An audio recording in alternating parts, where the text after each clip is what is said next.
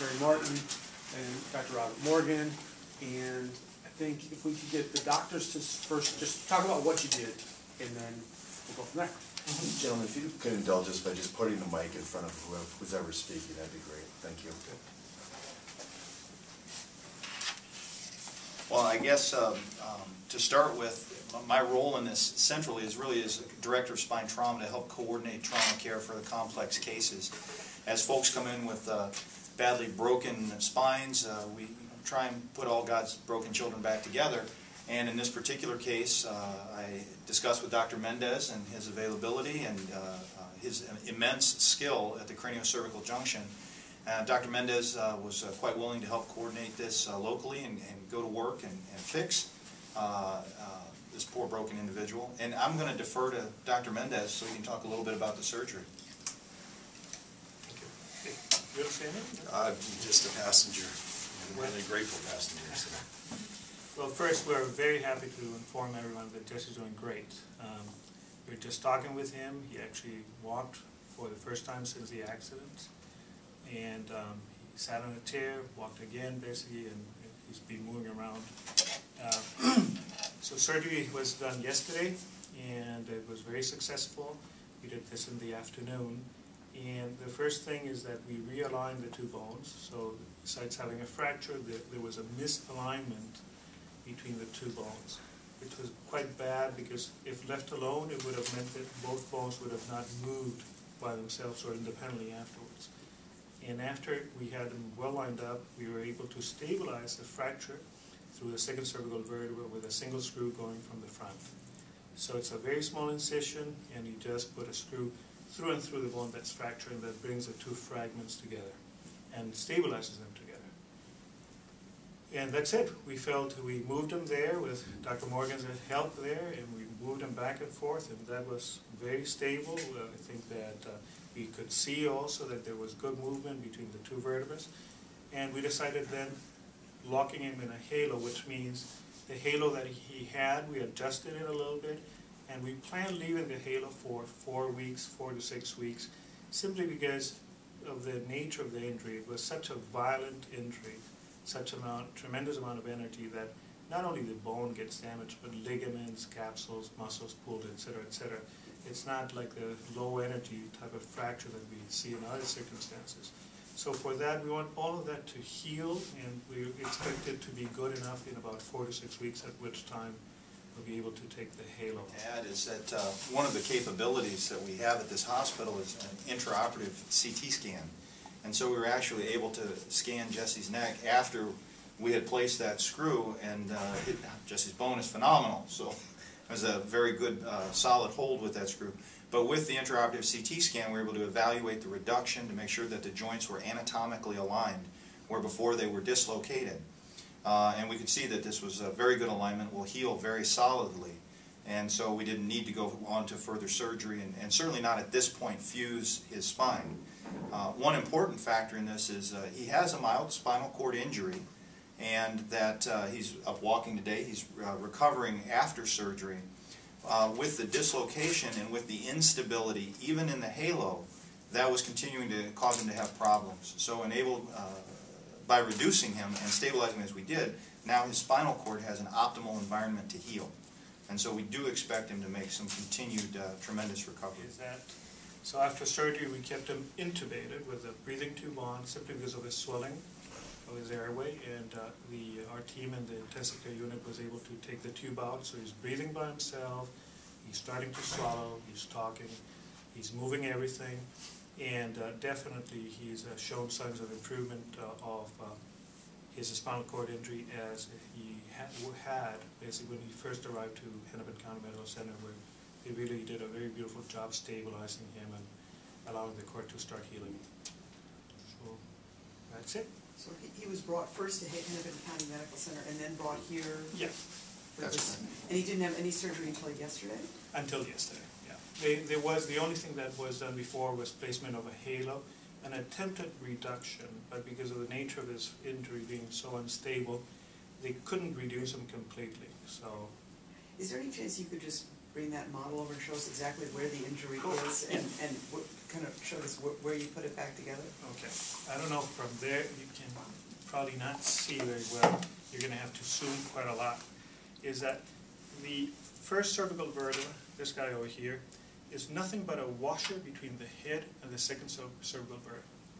So besides some ligaments, the only thing that keeps the first cervical vertebra in relationship with the second one is a bone that projects up from the second cervical vertebra up there. I don't know if you can see it there, going up, and it projects like a finger. Okay, so that finger and ligaments that behind it allow the first cervical vertebra to do this movement, and this movement is critical because it's a very smooth movement that actually the muscles that create this the movement are very, very small, so they can quickly react, so it allows you to turn your head back and forth very, very smoothly. So with that projection fractured, this vertebra, the first cervical vertebra, with the attached fragment that was loose, could move and glide in front and back on top of the second vertebra. Okay, that's the biggest problem of this fracture. So what we did, the first thing, this first cervical vertebra was dislocated, so it was pushed backwards, it's stuck in between the fragments of the fracture. So the first thing we did is that we popped it up and put it back in place in good anatomic alignment. And then from an incision in the neck like this, you're able to put a screw that will go like this. In the center, if you go from this side, it goes like that. Up and down that projection, that finger kind of projection. And it's a lag screw, so it only has threads on the front, on the very tip of the screw. So it keeps on going forward, but as it doesn't have threads in the back, it can bring the two fragments together. It's very technical. It's bad that you cannot see it over here, but it's I mean, I'm catastrophic. you know, it's even worse. I mean, because it's one thing is the paralysis, of course, but because if these injuries occur just at the beginning of the spinal cord and the tail end of the brainstem, if you hit the cord there, you can actually hit the lower part of the brainstem and cause a brainstem dysfunction, so people stop breathing. And some people will die as a result of this injury. Now, the vast majority of these fractures occur in another setting, which is completely different, which are old patients that have osteoporosis, typical grandpa that falls, hits the head on a bathroom, basically, and with a very low energy cracks that bone. And those folks, of course, that's very low energy. Jesse's fracture is a very high energy fracture. So when the bone finally gives, there's a huge amount of movement between the two bones. And that's why his spinal cord was hit. If it had been hit a little bit more, he probably wouldn't be here.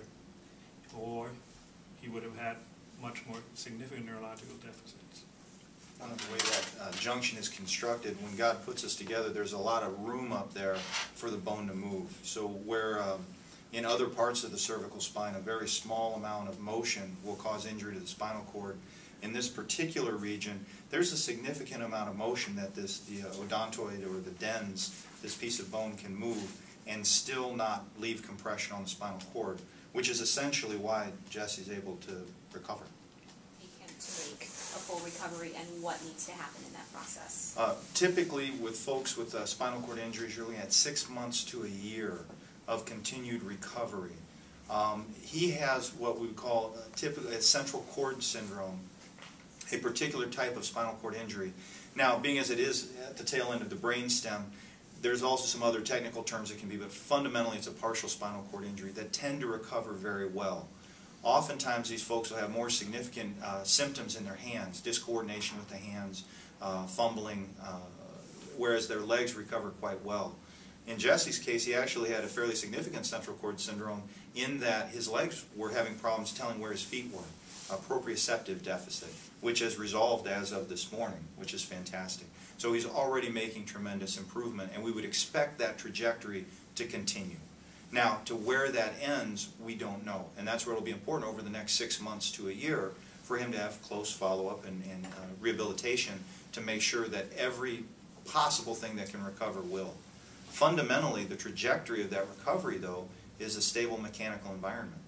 How long will he be hospitalized? I think we'll be looking at the next probably 7 to 10 days here with our rehab folks working with him to help him, be confident in his ability to walk, making sure that he's comfortable with the halo fitting and making sure that his swallowing is okay, making sure that he's able to go to the bathroom all right. There are some subtle injuries that can occur with the spinal cord injury that to a normal gross exam you don't even pick up. We want to make sure we've identified every injury that's involved here and that they're being cared for. It takes about 7 to 10 days, and they'll probably be able to head back to Denver. Absolutely, for the next 6 months to a year. And is this Dad here? This is Dad. Okay. This is Dad. Well, how are you feeling seeing him this morning walking? Overwhelmed, really both ends of the spectrum from the beginning. It was overwhelming with the fear and the anxiety, and then it was overwhelming in trying to determine what was the best course of action to take for him, and also who that would be. And we went to great lengths to do that with the help of Denver University and the Atlanta Thrashers, and that's how we came to be with Dr. Mendes and Dr. Morgan. And today, seeing Jesse walk was amazing. It was amazing. So it was. I told Dr. Morgan it was. I haven't had a feeling like that. The only thing I could compare it to was seeing him born. As a parent, that was all the thoughts and feelings went through me just the same as when he was first born. Now, did you see the actual hit that the UND player, like the check that caused the injury, or did you see it on TV, or were you at? I saw it on TV. My wife and I were at a conference in Las Vegas, and our daughter was back home in Canada, and she was watching the game on TV. She called us and said, Mom and Dad, I'm watching Jesse being taken off the ice on a stretcher, and immediately I got on the phone with a friend of mine, is the reporter with the Denver Post, and he was there at the game, I knew, and he gave me the first report. And then a few minutes later, Aaron Liu, the athletic therapist, was on the phone with me, and basically stayed on the phone with me at every juncture, to the ambulance, from the rink to the ambulance, to the hospital, onto the plane. Once they landed, Aaron called me again, so we had contact right from the beginning, and that was extremely important to be able to hear and not live in a vacuum on that. And then we took the first plane out that we could to be here. I've gone through the last week and a half from when the injury happened to being at the hospital and going through the surgery, and today seeing him, walk again for that. I'm sure you guys have been through a roller coaster of emotions. Probably aptly put. We've been up and down, and we've had a tremendous amount of support along the way from people here in St. Paul and Minneapolis. People back in Denver were outstanding. People back home in Canada heard about this, and there was just no end to support, and that support was tremendous. It was uplifting.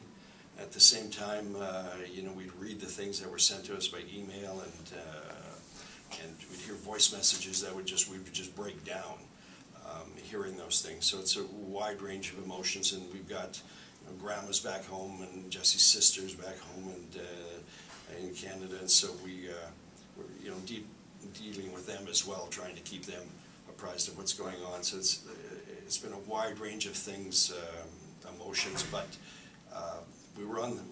things took a turn for us when we were finally able to come up with the right team here, and then find out from a wide range of sources, other surgeons, that this was the best team and the best place to be, and we would have the best opportunity for Jesse here.